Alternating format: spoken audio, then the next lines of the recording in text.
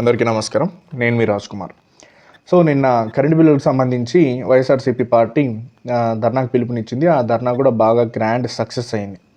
So దాన్ని చూసి ఈ పసుపు పార్టీ వాళ్ళకందరికీ ఒళ్ళు మండుతుంది. ఎందుకు రానాయన అంటే జనాలు అంతగా వచ్చేసినారు, ఆ ధర్నా చూస్తే అంత గ్రాండ్ సక్సెస్ అయింది అని చెప్పి. సో ఆ ధర్నాలో పాల్గొన్న వాళ్ళు పార్టీకి సంబంధించిన వాళ్ళు 50% అయితే, సామాన్య జనాలు మిగతా 50% మంది ఉన్నారు. ఎందుకు రానాయన అంటే ఈ కరెంటు బిల్లుల గురించి అందరూ పర్సనల్గా ఎఫెక్ట్ అయ్యే వాళ్ళే. కొందరు దానికి పసుపు పార్టీ నేతలు ఏం చేస్తున్నారు, డిఫెన్స్ మోడ్లోకి పోయి జగన్ని నిందిస్తున్నారు. ఏంటని, కరెంటు బిల్లు పెరగడానికి జగన్ గారే కారణము, కొందరైతే జగన్ ఇంటి ముందు ధర్నా చేయండి, ఇట్లాంటివన్నీ. మీకు డిఫెన్స్ చేయడం చేత కాకపోతే ఊరికనే ఉండండి. జగన్ గారి మీద నెట్టడం ఎందుకు? మీకంతా తెలిసినప్పుడు మరి మీ నాయకుడు అన్నిటి మీద ఈ శ్వేతపత్రాలు రిలీజ్ చేసినారు కదా, మరి దీని మీద ఒక శ్వేతపత్రం రిలీజ్ చేయకపోయినా రిలీజ్ చేసింటే అయిపోవు కదా. ఇది కూడా అంటే ఆ పొద్దు గమ్ము నుండి ఈ పొద్దు టాపిక్ బయటకు వచ్చింది కాబట్టి ఇప్పుడు జగన్ మీద నెట్టేస్తున్నారు. ఏందన్నా ఇది? ఏమన్నానా? మీరు కరెంటు బిల్లులు పెంచింది వాస్తవం, అది అందరూ కడుతున్నారు, అందరూ అనుభవిస్తున్నారు, దాంట్లో ఎటువంటి డౌటు లేదు. ఏంది, సామాన్యుని మీద భారం పడుతుంది వాస్తవం, అది అందరికీ తేటతెల్లమైంది. మీరు పథకాలు ఇవ్వకుండా పోవడానికి నిధులు లేకపోవడం అనేది వాస్తవం. అబద్ధ హామీలు మన ఆర్థిక స్టేటస్కి, మన ఆర్థిక బలానికి మించి హామీలు ఇచ్చినారనేది తేటతెల్లమైపోయింది, అది వాస్తవం. ఏమన్నా ఉంటే వాటిని ఏమన్నా నెరవేర్చే పనుల్లో కానీ వాటి గురించి ఏమైనా మాట్లాడే దాంట్లో కానీ చూడండి.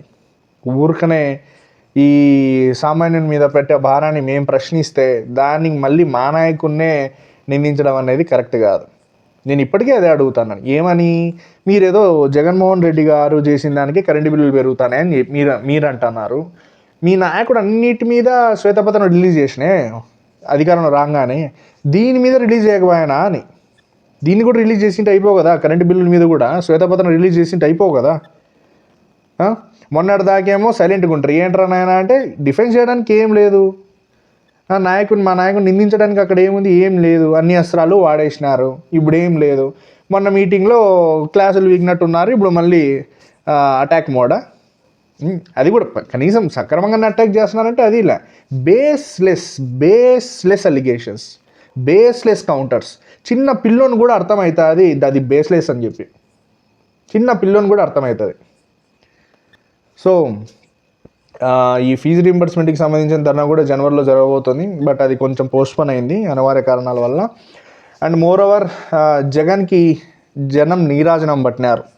అందరికీ తెలిసిందే, మొన్న ఈ 3 days పులివెందుల ట్రిప్లో దాదాపు తండోపతండాలుగా కార్యకర్తలు, ప్రజలు వేరే రాష్ట్రాల నుంచి కూడా వచ్చినారు. పర్సనల్గా నేను కూడా వేరే రాష్ట్రాల నుంచి రావడం నేను కూడా గమనించినాను. ఎందుకంటే నాకు ఫోన్ చేసి మళ్ళీ వచ్చిన వాళ్ళు కూడా ఉన్నారు. లైక్ వేరే స్టేట్ నుంచి వస్తున్నాము, మాకు అపాయింట్మెంట్ కావాలా, అది ఇది అని చెప్పి. సో మీరు ఎన్ని చేసినా జగన్ గ్రాఫ్ అయితే ఎప్పటికీ పడదు. ఇప్పటికీ చెప్తాను, మీకు వచ్చింది 38% ఓట్ షేరు, జగన్కి వచ్చింది 40%. మీరు అధికారంలోకి రావడానికి రీజన్ ఏంట్రా నాయన అంటే బీజేపీ అండ్ జనసేన వాళ్ళు మీ దాంట్లో కలిసినారు కాబట్టి వాళ్ళది కూడా పెద్ద ఓట్ షేర్ ఇంకా దాదాపు 8% something, 8 to 12% I think. So ఈ 2 పార్టీలు కలిపి 3 పార్టీలు కలిపినా మీరు జగన్ గ్రాఫ్ని అయితే దాటలేరు, అది జగమెరిగిన సత్యం. అండ్ మీరు రాజకీయ నాయకుల్లాగా ఉంటారు, ఆయన జననేతగా ప్రజల్లో నిలిచిపోతారు ఇప్పటికీ ఎప్పటికీ. కావాలంటే మీరు న్యూస్ పేపర్లు చూసుకోండి, లేదు సాక్షి కాకపోతే వేరే న్యూస్ పేపర్లను చూసుకోండి, లేదంటే యూట్యూబ్లో ఇట్లా కొడితే చక్కగా అన్నీ వస్తాయి. సో ఆయన ఇక్కడ నుంచి మళ్ళీ రిటర్న్ బెంగళూరు పోయేంత వరకు దారి పొడవునా జన నీరాజనాలు, దారి పొడవునా. అది అభిమానమా అంతకు మించా అనేది మాకు కూడా అర్థం కాని పరిస్థితి ఒక్కోసారి. ఇంత ఒక మనిషి ఇంతగా అభిమానిస్తారా అనేది ఒక్కోసారి మేమే షాక్ అవుతుంటాం పార్టీ వాళ్ళే. ప్రజల్లో ఇంత అభిమానం ఉందా జగన్మోహన్ రెడ్డి గారి మీద అని చెప్పి.